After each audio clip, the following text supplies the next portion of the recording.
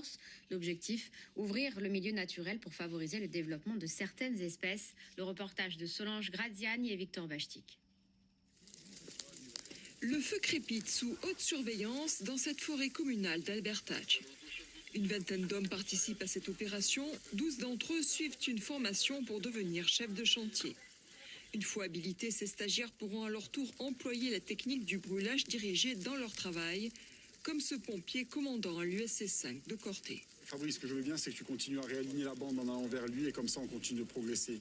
On a pu le voir notamment l'été dernier avec les gros feux qui ont eu lieu dans le sud de la France, que ces techniques-là sont mises en œuvre aujourd'hui et le seront de plus en plus dans le futur parce que l'économie d'eau fait qu'on aura besoin sans doute de mettre de plus en plus ce type de technique en place.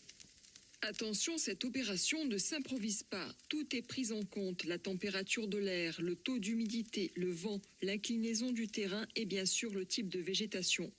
Sur une forêt communale, l'Office national des forêts est automatiquement alerté. Cela fait 10 mois que ce service de l'État a fait l'inventaire de la flore locale. En fonction des espèces qu'on va trouver, on va décaler les délais, les périodes de brûlage. Pour telles espèces, ça va être plutôt des brûlages recommandés en hiver. Pour d'autres, ce sera plutôt des brûlages recommandés à l'automne, comme les orchidées, ce genre de choses qui sont pris en compte lors des brûlages. Ici, les espèces protégées sont les aubépines ou les palariches, signalées par des rubans. Ces végétaux passeront à travers les flammes.